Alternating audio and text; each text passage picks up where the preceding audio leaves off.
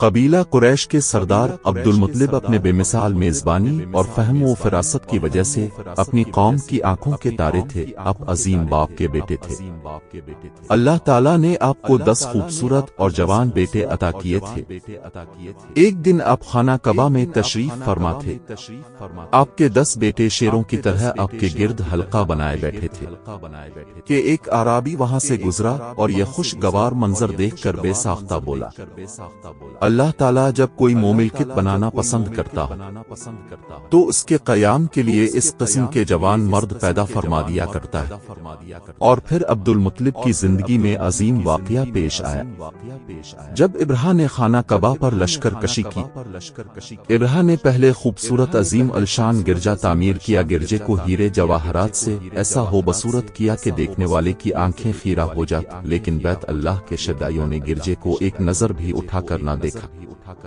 ابرہہ کی خواہش تھی کہ اب لوگ خانہ کعبہ کی بجائے اس کے بنائے ہوئے گرجے کی پوجا کریں۔ اب اس نے خانہ کعبہ کی زیارت کو آنے والے قافلوں کو روکنا شروع کر دیا، لیکن اس کی کوئی بھی کوشش کامیاب نہ ہوئی۔ تو نفرت کی آگ میں جل کر کہا کہ اب میں خانہ کعبہ کو پیوند خاک کر دوں گا، نعوذ باللہ، خانہ کعبہ کو گرا دوں گا۔ یہ خبر پورے عرب میں آگ کی طرح پھیل گئی، اور پھر ابرہہ حبشی والی یمن ایک کو پیکر ہاتھی پر سوار ہو کر اپنے ساتھ ہاتھیوں کا لشکر لے کر مکہ مکرمہ پر چڑھائی کے لیے نکلا۔ وہ اپنے لشکر کے ساتھ طائف پہنچا، یہاں کے باشندوں نے اس کی اطاعت کی۔ ابرہہ وادی مکہ میں آ کر ٹھہر گیا اور اپنے سواروں کا ایک دستہ اہل مکہ کی طرف بھیجا تاکہ وہ اہل مکہ کو خوفزدہ کر سکے۔ اس دستے نے خوب لوٹ مار کی لوگوں میں خوف و ہراس پھیلایا۔ لوگوں کا بہت سارا مال اور جانور لوٹ کر لے گئے۔ ان میں عبد المطلب کے 100 اونٹ بھی شامل تھے۔ عبد المطلب پھر ابرہہ کے پاس گیا۔ ابرہہ نے جب آپ کو دیکھا تو آپ کی بہت تعظیم کی، تخت سے نیچے اتر کر قالین پر بیٹھ گیا اور عبد المطلب کو بھی اپنے پہلو میں بیٹھا اور پوچھا کیا کام ہے؟ تو عبد المطلب بولے، آپ کے سپاہی میرے اونٹ لے آئے ہیں، میں انہیں واپس لینے آیا ہوں۔ تو ابرہہ بہت زیادہ حیران ہوا کہ تمہیں اپنے اونٹوں کی پرواہ ہے، تمہیں خانہ کعبہ کا احساس نہیں ہے جس کو میں گرانے آیا ہوں، جو تمہاری اور تمہاری آباء و اجداد کی عبادت گاہ ہے، تمہیں اس کی کوئی پریشانی نہیں ہے۔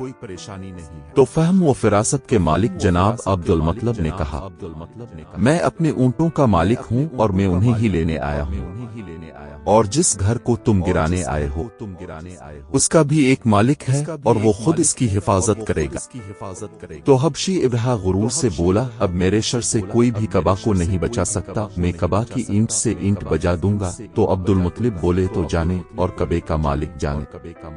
اس کے بعد عبد المطلب واپس مکہ گئے اور قریش کو سارے حالات سے آگاہ کی اور بتایا کہ ابرہہ کے پاس ہزاروں کا شکر ہے جس کا ہم مقابلہ نہیں کر سکتے، لہٰذا بہتر یہی ہے کہ اب تمام لوگ مکہ سے نکل جائیں، پہاڑوں، غاروں اور بلند جگہوں پر چلے جائیں تاکہ اس کے عذاب سے محفوظ رہ سکیں۔